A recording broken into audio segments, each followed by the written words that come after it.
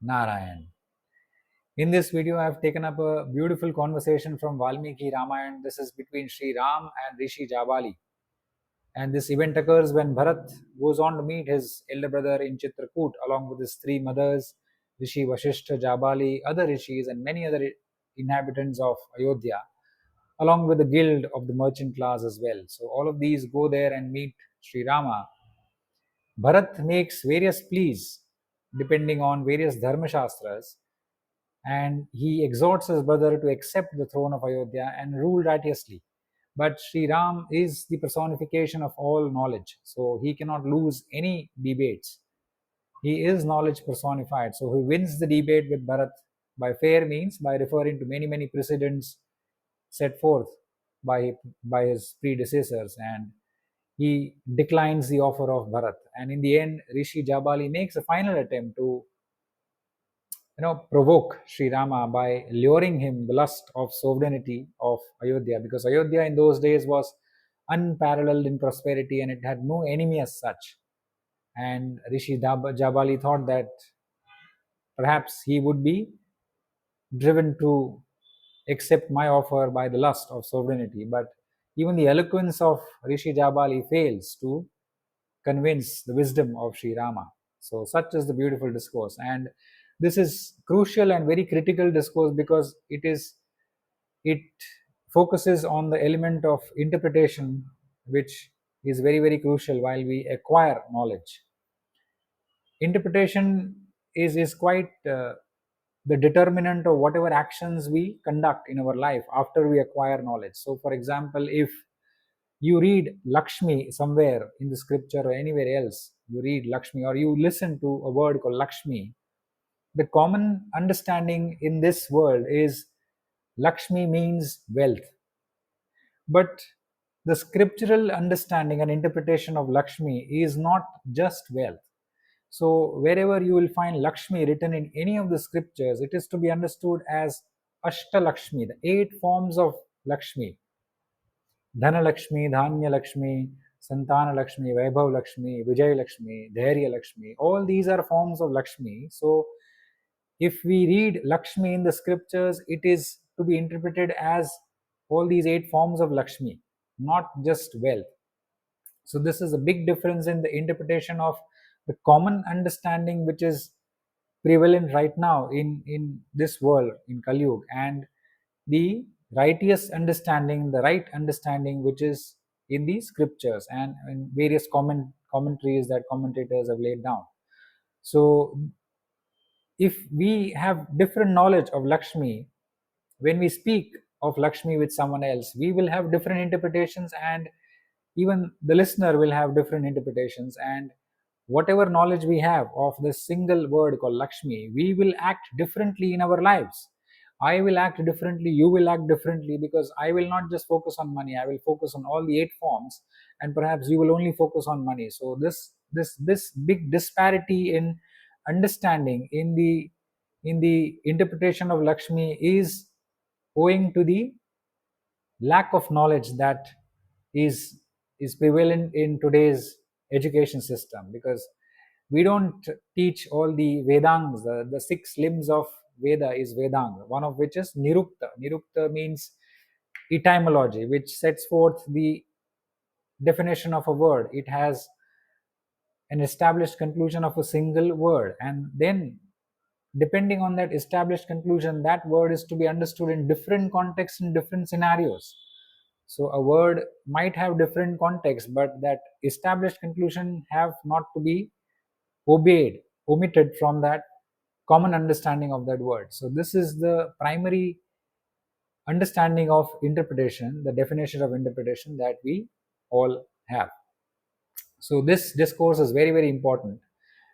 ये जो संवाद मैंने लिया है वो वाल्मीकि रामायण से लिया है, बहुत ही सुंदर और सूक्ष्म संवाद है, और ये होता है श्री राम और ऋषि जाबाली के बीच में। और ये दोनों, जब ये संवाद तब होता है जब भरत श्री राम को मिलने जाते हैं चित्रकूट अपनी तीनों माताओं के साथ में, ऋषि वशिष्ठ, जाबाली और अन्य कई ऋषि हैं, बहुत सारे अयोध्या के वासी है, और व्यापार तंत्र के भी बहुत सारे एक समूह उनके साथ में जाता है मिलने। और भरत श्री राम के साथ में बहुत ही शास्त्रार्थ करते हैं, बहुत सारे शास्त्र के आधार पर उनको कहते हैं कि आप ही इसके सच्चे अधिकारी हो, आप जल्दी से आइए और अयोध्या का काम संभालिए, बैठिए गद्दी पर। और श्री राम तो स्वयं ही ज्ञान के ही मूल है, तो उनसे कैसे कोई शास्त्रार्थ में जीत सकता है। वह शास्त्रार्थ करके भरत को हरा देते हैं, वह जीत लेते हैं। और वो बहुत सारे पुराने जो प्रेसिडेंट, जो केस लॉ हम यहाँ पे आज की जो परिस्थिति में कहते हैं, केस लॉ के आधार पे वो बहुत ही सूक्ष्म रीत से वह जीत जाते हैं। और बहुत ही सभी लोग उनको देखते हैं, सभी लोग उनको देखने भी आते हैं, इनके दोनों के शास्त्रार्थ। और अंत में फिर जब कुछ रहता नहीं है, जब ऋषि जाबाली उठते हैं और वह एक प्रस्ताव रखते हैं, वह कदाचित सोचते हैं कि मेरे प्रस्ताव से वह मान जाए।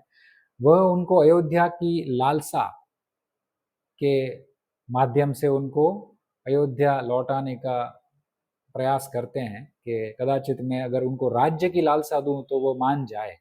मगर इन इतना सुंदर वक्तव्य, ऋषि जाबाली का भी बहुत ही सुंदर वक्तव्य है, उनके सामने भी इनकी कुछ नहीं हुई। श्री राम के ज्ञान के आगे इनका इनका सुंदर वक्तव्य भी फीका पड़ गया। बहुत ही सुंदर है, मगर वो भी ज्ञान के सामने तो फीका ही पड़ जाता है। तो ये संवाद मैंने वहां से लिया है। और ये संवाद इसलिए बहुत ही इम्पोर्टेंट है, क्रिटिकल है, क्योंकि ये संवाद में व्याख्या बहुत ही महत्व की है। अगर मैं आपसे कहूं कि लक्ष्मी, तो आप अगर सामान्य बुद्धि से अगर विचार करेंगे तो आप लक्ष्मी को फिर आप धन ही सोचेंगे। मैं जब लक्ष्मी पढ़ता हूँ शास्त्र में, क्योंकि शास्त्र में एक शब्द आता है लक्ष्मी, जहाँ जहाँ लक्ष्मी आती है, शब्द आता है, तो शास्त्र का यही विधान है कि लक्ष्मी माने अष्टलक्ष्मी। मैं अष्टलक्ष्मी ही देखता हूँ कि भाई संतान लक्ष्मी, धन लक्ष्मी, धान्य लक्ष्मी, विजय लक्ष्मी, धैर्य लक्ष्मी। तो ये सभी लक्ष्मी के प्रकार है। तो कोई विद्वान, कोई पंडित भी अगर पढ़ता है, तो वह, कोई गुरु भी हमें सिखाते हैं, तो वह लक्ष्मी को अष्टलक्ष्मी के रूप में ही देखने को कहते हैं। ऐसा नहीं है कि सिर्फ हमें धन पे ही ध्यान देना है। अगर धन है और स्वास्थ्य ही नहीं है तो धन का क्या काम। अगर धन है तो आपके पास धैर्य नहीं है तो क्या काम। अगर धन है तो आपके पास धान्य नहीं है, खाना नहीं है, अच्छा भोजन नहीं है, तो फिर क्या काम का। तो फिर ये अष्टलक्ष्मी जो है, और शास्त्रों में जहां जहां लिखा है कि इस राजा ने लक्ष्मी, सही में इसके पास लक्ष्मी थी। जैसे महाबली की कथा आती है, राजा महाबली जो विरोचन के पुत्र है, प्रहलाद के पौत्र। तो उनकी जब कथा आती है तो उसमें कहा था कि वो लक्ष्मी के स्वामी थे। तो लक्ष्मी के स्वामी माने आठों लक्ष्मी उनके साथ, उनके पास थी, और उनके स्वामी ये थे। तो ऐसा हमें समझना चाहिए। तो ये जो दो व्यक्तियों में जो एक ही शब्द को लेकर दो अलग व्याख्या बनती है, उसी के आधार पे हम सभी का जीवन आगे बढ़ता है। हम सभी वो व्याख्या लेके हम कर्म करते हैं, और वो कर्म करने के बाद फिर वह हमें फल देते हैं। तो व्याख्या अगर सही नहीं है तो फिर हमें दुख ही होगा, व्याख्या सही है तो फिर हमें सुख आगे होगा और लाभ होगा। तो ये बहुत ही इसलिए इम्पोर्टेंट है। तो ये जो मैं अभी ऋषि जाबाली का जो एक प्रस्ताव है वो मैं आपके सामने रखने जा रहा हूँ, जो श्री राम के समक्ष वो रखते हैं। ऋषि जाबाली कहते हैं कि आप जो है वह एक राजा के पुत्र हैं, आप सामान्य मनुष्य नहीं हैं। तो आपके लिए ऐसे हठ में रहना कि आप 14 वर्षों का वनवास भोगेंगे, कि ये आपको शोभा नहीं देता है। आपको अयोध्या लौट जाना चाहिए। वैसे देखा जाए तो कोई भी मनुष्य यहाँ पे किसी का होता नहीं है, क्योंकि मनुष्य अकेले ही जन्म लेता है, अकेले ही मृत्यु को प्राप्त करता है। और अगर ऐसा कहा जाए कि कोई मनुष्य कहता है कि मेरे ये माता है, पिता है, तो उस मनुष्य को तो मूर्ख ही माना जाना चाहिए। क्योंकि हम सभी यहाँ आते हैं, किसी को किसी से कुछ लेना देना होता ही नहीं है। हम अपना अपना जीवन व्यतीत करते हैं और अपने अपने रास्ते चले जाते हैं। हम अकेले ही जाते हैं, अकेले ही आते हैं। तो यहाँ पर कोई किसी का है ही नहीं। ये जब, तो ऐसा ही मान के आपको जीना है। फिर वो आगे कहते हैं कि अयोध्या जो है वह विलाप कर रही है, जैसे एक विधवा विलाप करती है अपने स्वामी से पृथक होकर। कितना सुंदर कंपैरिजन है। तो अयोध्या दुखमयी है, विलाप कर रही है, और आप उनके स्वामी हो, तो आप कृपा करके वहां पे आइए और उनको शांत कीजिए और उनकी समृद्धि कीजिए, आप आइए जिससे वो विधवा फिर से विवाहित हो जाए और सुंदर हो जाए और समृद्धि को प्राप्त करे। तो ये सुंदर कंपैरिजन भी उन्होंने किया। फिर वो आगे कहते हैं कि दशरथ राजा जो वो है, वो आपके पिता नहीं है, ना आप दशरथ राजा है। आप दोनों एक दूसरे, जैसे हमारे शास्त्र में कहा है कि पिता ही पुत्र है, तो ऐसा आप न मानिए। एक पिता एक साधारण सामान्य कारण ही है आपके लिए, पुत्र के लिए। और एक मनुष्य का जन्म जब होता है तो पुरुष के वीर्य और स्त्री के रक्त बीज से ही मिलके एक मटेरियल कॉज, एक द्रव्य होता है, उससे आपका जन्म होता है। तो हम सभी का जन्म ऐसे ही होता है। दशरथ राजा को जहाँ जाना था वो वहां चले गए हैं, और हम भी एक दिन यहाँ से चले जाएंगे। तो फिर आप इतने कठोर व्रत का पालन न करें, और स्वयं से ही आपने ये चुना है कि मैं पीड़ा भोगूंगा, तो ये आपको शोभा नहीं देता है। फिर वो आगे कहते हैं कि मुझे तो जो धर्म पालन करते हैं और जो अर्थ के लिए जो परिश्रम करते हैं उन पर दया आती है, क्योंकि जो धर्म के लिए पीड़ा सहन करते हैं, तप करते हैं, अर्थ के लिए जो परिश्रम करते हैं कमाने के लिए, तो वो दोनों की भी मृत्यु होती है। और जो काम में ही आसक्त होता है, जो विषय को ही भोगता है, विषय है तो विषय को भोगना अनिवार्य है, विषय भोगने के लिए है तो विषय भोगने चाहिए। तो जो काम में ही आसक्त रहता है, विषय में भोगों में ही आसक्त रहता है, तो उसकी भी मृत्यु होती है। तो तीनों की मृत्यु तो होती है, तो क्यों ना हम स्वयं से ही ऐसा चयन करें कि हम काम में जो भोग है भोगने हैं, अगर हमारे पास आते हैं तो भोग भोगने हैं, और हमें आनंदित जीवन जी के फिर हमें यहाँ से चले जाना है। तो फिर स्वयं से मैं पीड़ा के, दुख के सागर में क्यों डूबूं? मैं ऐसा डूबना ही नहीं चाहता हूँ। धर्म धर्म का पालन करेंगे और पीड़ा भोगेंगे, तप करेंगे, अर्थ के लिए मैं परिश्रम करूंगा, शरीर भी क्षीण हो जाएगा। तो तीनों मरते हैं, तो फिर काम में ही हमें रुचि लगनी चाहिए। फिर वो कहते हैं कि आप श्राद्ध को ले लीजिए। अगर हम ऐसा मानते हैं कि यहाँ पर ये लोक में तर्पण देने से दूसरे लोक में हमारे पितृ जो भी हम तर्पण देते हैं तो वो उनको मिल जाता है, भोजन जल इत्यादि। तो अगर ऐसा है तो फिर अयोध्या में से कोई पुरुष 2 दिन के लिए अगर बाहर जाए तो उसकी पत्नी उनको 2 दिन का भोजन क्यों साथ में देती है? तो अगर ऐसा है तो अगर उनकी पत्नी को वहीं उनको तर्पण दे देना चाहिए, और उनके पति को जहाँ है दूर वहां पे उनको भोजन मिल जाना चाहिए। शास्त्रों में ये जो दान की बात कही गई है, यज्ञ की बात कही गई है, तप व्रत उपवास, फिर हमें घर छोड़ के वन में रहना है, अनासक्त भाव रखना है, हमें सन्यासी बनना है, ये सभी का एक ही कारण शास्त्र में कहा गया है कि ये सभी का एक उद्देश्य है।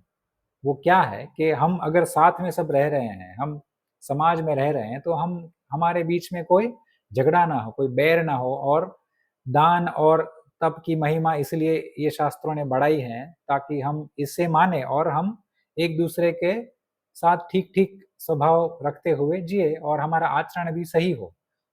तो आपको ये सब सत्य मानते हुए ऐसा ही निर्णय ले लेना चाहिए कि आपको जो अपनी इंद्रियों से प्रतीत होता है उसी को आप सत्य मानिए, उसके बाहर की जो दुनिया है उसको आप मिथ्या ही मानिए, क्योंकि उसका कोई प्रमाण नहीं है। तो इंद्रियों के भीतर की जो अनुभूति होती है वो उसको ही आप सत्य मानिए, उसके बाहर इंद्रियों की जहाँ गति ही नहीं जाती है, जिसका प्रमाण ही नहीं है, तो उसको हम माने ही क्यों। और महान मनीषी भी यही कहते हैं कि आपको यही मानना चाहिए। और ये सब सोचते हुए, ये सब को ध्यान में रखते हुए मैं फिर से आपसे यही आग्रह करता हूँ कि आप फिर से अयोध्या लौट जाइए और राजगद्दी पे बैठ के राज करिए। और जैसे इंद्रदेव तीनों लोकों के स्वामी होते हुए स्वर्गलोक में राज को भोग रहे हैं, वैसे ही आप क्यों ना राज भोगे, आपके पास सब कुछ है। और हम सब यही कह रहे हैं कि आप भी राज भोगे। यहाँ कोई नहीं कह रहा है कि आप तप करे, पीड़ा भोगे। आपने ये स्वयं से चुना हुआ है कि आप 14 वर्षों का वनवास भोगेंगे। भरत भी ये कह रहे हैं और हम भी ये कह रहे हैं, तो आप मान जाइए, ये आप स्वयं से पीड़ा में न डूबिए। तो ये प्रस्ताव ऋषि जाबाली ने श्री राम के प्रति रखा है। अभी आप इसको सुनिए और सामान्य बुद्धि वाले लोग हैं, अगर इसको सुनेंगे तो कदाचित मान भी ले और कदाचित उसको श्रेष्ठ ज्ञान ही समझे और उसके विचारधारा भी बदल जाए और उसको चरितार्थ भी करने लगे। मगर अगर आप श्री राम का उत्तर आगे सुनेंगे तभी आपको पूर्ण सत्य पता चलेगा। तो ये था ऋषि जाबाली का प्रस्ताव जो उन्होंने श्री राम के समक्ष रखा। श्री राम का आप सुंदर उत्तर सुनिए। उन्होंने सटीक, सरल और धर्म के मूल रूप को ही प्रस्तुत कर दिया है। वो कहते हैं कि अगर आपके उपदेश के आधार पे जो जीवन शैली है, अगर मैं उसे अपना लूँ तो मैं विषयों को भोगने वाला ही देखा जाऊंगा। मैं धर्म पे ध्यान ही नहीं दूंगा, कदाचित अर्थ पे भी मैं ध्यान ना दूं।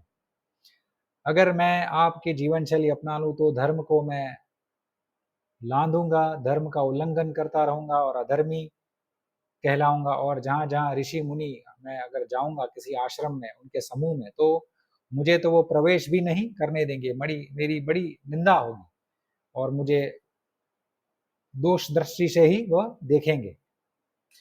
अगर आपकी जीवन शैली अपना ली जाए तो जो अज्ञानी है वो ज्ञानी होने का दिखावा करेगा, जो अपवित्र है वो पवित्र होने का दिखावा करेगा, जो संवाद करने योग्य ही नहीं है वो ऐसा दावा करेगा कि मुझे मेरे साथ संवाद कीजिए। जो अधर्मी है वो भी धर्मनिष्ठ होने का दिखावा करेगा। तो कौन धर्म पालन कर रहा है, कौन नहीं कर रहा है, किसका कुछ पता ही नहीं चलेगा, कुछ इसमें आकलन ही नहीं कर पाएंगे। तो मेरे विचार से कर्म जो है, वर्णाश्रम के आधार पे जो हमें कर्म करने हैं, उसको देखते हुए ही हम कुछ निष्कर्ष पे आ सकते हैं कि ये व्यक्ति ऐसे स्वभाव का है, ये व्यक्ति में ऐसी वृत्तियां हैं। तो कुछ हम बात कर सकते हैं। जो शौर्य की बात ही करे, शौर्यवान हो नहीं, तो उसमें भी हमें कुछ पता नहीं चलेगा। तो बहुत बड़ी विसंगति इसमें आ सकती है।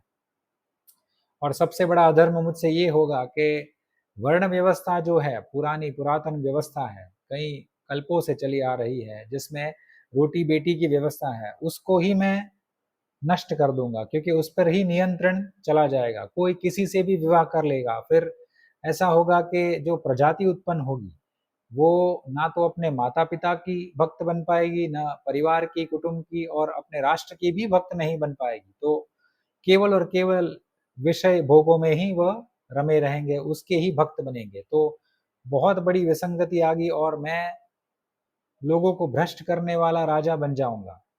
तो ऐसा तो असंभव है, मैं ऐसा नहीं कर सकता हूँ।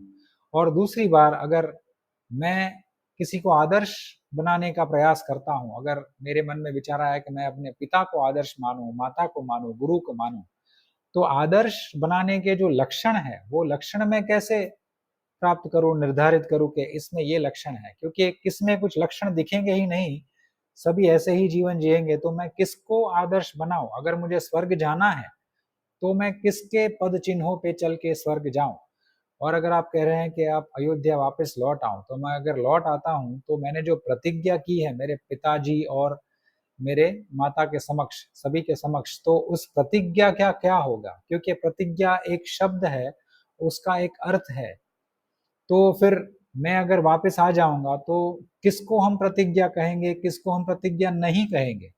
तो इसका निर्णय कौन लेगा? किस आधार पर ये निर्णय लिया जाएगा? तो ज्ञान ज्ञान है और सत्य सत्य है, इसकी पुष्टि कैसे होगी? ये पुष्टि का जो आधार है वो ही चला जाएगा आपकी जीवन शैली के आधार पे। तो इसीलिए मेरा ये मानना है कि सत्य पे ही हमें निर्भर रहना है। धर्म भी सत्य के आश्रित है, धर्म के मूल में सत्य है।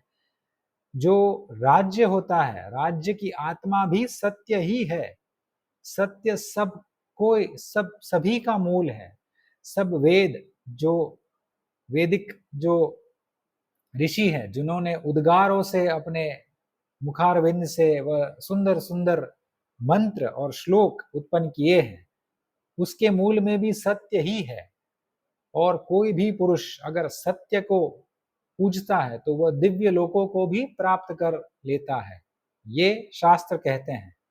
और सभी के मूल में सत्य है। जैसे आपने कहा, पितृ श्राद्ध, दान, तप, यज्ञ और जो भी है, संन्यास आश्रम है, वानप्रस्थ आश्रम है, सभी के मूल में सत्य ही है। इसके लिए मैं ये मानता हूं कि जो भी मनुष्य, जो भी जीव इन तीनों लोकों में जन्म लेता है, उसके लिए ये अनिवार्य है कि वह सत्य का ही पालन करे। ऐसे मनुष्य जो सत्य से और धर्म से पृथक हो जाते हैं, उनके तर्पण पितृलोक में और देवलोक में कोई स्वीकार नहीं करता है। सभी को ऐसे ऐसे मनुष्य का सब कुछ अस्वीकार ही किया जाता है जो धर्म और सत्य से पृथक हो चुके हैं। इसीलिए सत्य को ही हमें पूजना चाहिए। आपके जीवन शैली के आधार पे अगर मैं जीऊं तो मेरे मन में पहले, सबसे पहले पाप का संकल्प आएगा, फिर मेरी वाणी से पाप निकलेगा और फिर वो पाप मेरे कर्म में प्रवेश करके मैं पाप को क्रियान्वित करने लगूंगा और मैं पाप कर्म करने लगूंगा। और स्वाभाविक रूप से प्रजा राजा को ही फॉलो करती है, उसका अनुसरण करती है। अगर मैं पाप कर रहा हूं और मुझे किसी को दंडित करना है तो मैं कैसे दंडित कर दूं जब मैं ही स्वयं उस पाप को भोग रहा हूं। तो प्रजा भी मुझे कहेगी कि भाई आप भी पाप कर रहे हैं तो मैं भी पाप कर रहा हूं, आप पाप करेंगे तो हम भी करेंगे, सारी प्रजा करेगी। फिर तो फिर राज्य का क्या होगा? राज्य में जो एक ऑर्डर होना चाहिए, लय होना चाहिए, उसका क्या होगा? और जब मैंने प्रतिज्ञा ले ली है मेरे पिताश्री के समक्ष, मेरी माताश्री के समक्ष, तो मैं फिर से पीछे नहीं हट सकता हूँ। ये मेरे जीवन में ये है ही नहीं। मैंने अपने आप से भी असत्य नहीं कहा है तो दूसरे के सामने तो मैं असत्य बोलने का सवाल ही नहीं उठता है, प्रश्न ही नहीं उठता है।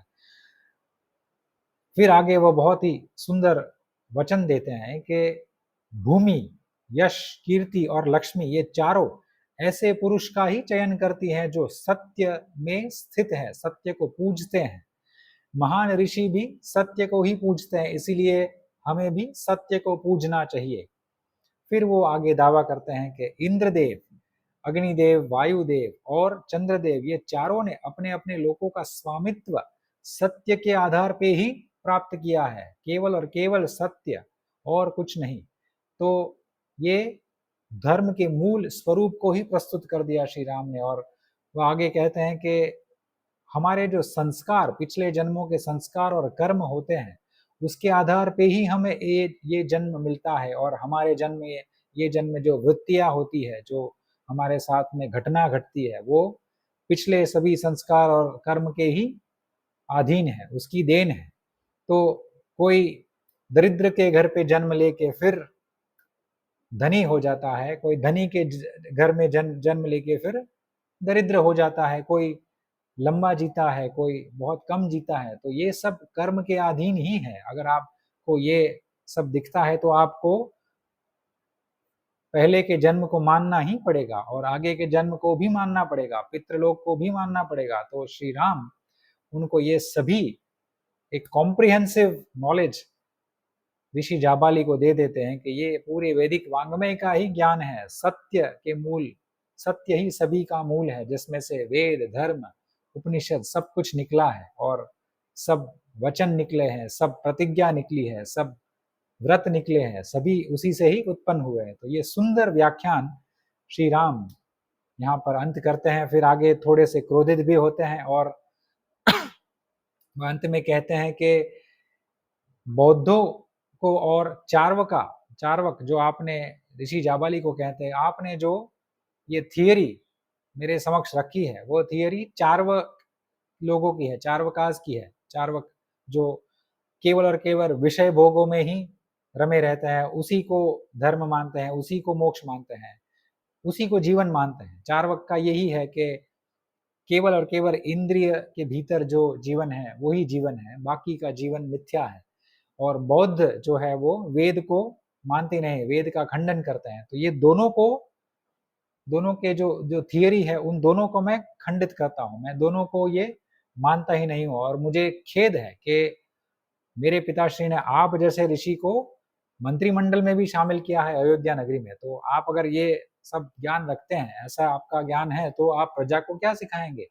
और फिर ऋषि वशिष्ठ श्री राम को शांत करते हैं, वो कहते हैं कि शांत हो जाओ पुत्र, ऐसा नहीं है। और ऋषि जाबाली फिर उनसे कहते हैं कि क्षमा करना, श्री राम, मैंने ऐसा क्यों किया इसका मैं आपको कारण बताता हूँ। मुझे आपकी जो वचनबद्धता है, आपने जो वचन लिया है, आपने संकल्प लिया है और आपके जो संकल्प की दृढ़ता है, उसको मुझे और दृढ़ करना था और मुझे आपकी ख्याति, आपका ऐश्वर्य, यश और बढ़ाना था कि आपकी कीर्ति युगों-युगों तक लोग याद रखें, बढ़ती जाए, बढ़ती जाए। और इसीलिए मैंने ये आपको राज्य की लालसा दी और आपके मुख से मुझे ये बुलवाना था, मुझे और वचन और दृढ़ वचन सुनने थे, इसी के लिए मैंने ये कहा है। तो मैंने जो कहा है वो स्थान और समय देखकर ये मैंने उपयोग किया है।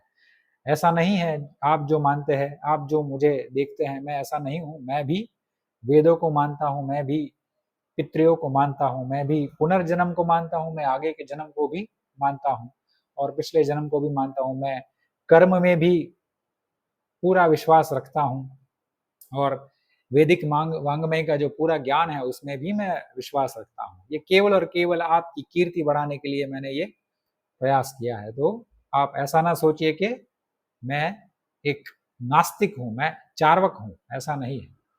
तो ये सुंदर संवाद यहाँ मैं अंत करता हूँ। ये जो बहुत ही सूक्ष्म संवाद है और ये तो ऊपर-ऊपर से ही हमने आज पढ़ा है, मगर और अंदर जाएँगे और गुरु से और ज्ञान लेंगे तो और बहुत सारे इसमें से गूढ़ रहस्य निकल सकते हैं। अगर आपको ऐसे ही संवाद पसंद है तो आप मेरी चैनल को सब्सक्राइब कर सकते हैं। और ये और एक बात, ये सुंदर संवाद मैंने मेरी बुक रिसर्जेंट धर्म में भी इंक्लूड किया है। इसमें एक चैप्टर है ऑन इंटरप्रिटेशन। तो ये चैप्टर में मैंने ये पूरा संवाद लिया है क्योंकि बहुत ही इम्पोर्टेंट सब्जेक्ट है इंटरप्रिटेशन। अगर हम ज्ञान को ज्ञान समझ ले तो ही ये ज्ञान, वो ज्ञान हमें काम आएगा। अगर ज्ञान को हम अज्ञान समझे फिर अज्ञान लेके हम आगे चले तो फिर हमारा विनाश होगा आगे। तो इसलिए ये 15 पेज का एक चैप्टर है, उसमें मैंने लिखा है कि इंटरप्रिटेशन का इम्पोर्टेंस क्या है, हमें कैसे ज्ञान जो प्राप्त होता है उसको हमने छान-छान के और पवित्र करना है और शुद्ध करना है और उसके मूल में पहुँचना है। ज्ञान के एसेंस में, तत्व में हमको पहुँचना है और वो तत्व जब हम प्राप्त कर ले, हमारे हृदय में हम बसा ले, तो फिर हम कहीं भी कुछ भी कर सकते हैं और ज्ञान से हम किसी के साथ भी लड़ सकते हैं। तो ज्ञान की ये महिमा है, इतना सामर्थ्य है। आप गोवर्धन मठ चैनल को अवश्य सब्सक्राइब कीजिएगा क्योंकि उसी में आपको वैदिक वाङ्मय का पूरा ज्ञान मिलेगा और अगर आप सुन के चरितार्थ भी करते हैं, अपने जीवन में उतारते हैं, तो आपका मंगल ही मंगल निश्चित है। I end up here. Shiv Shankar प्रलयंकर।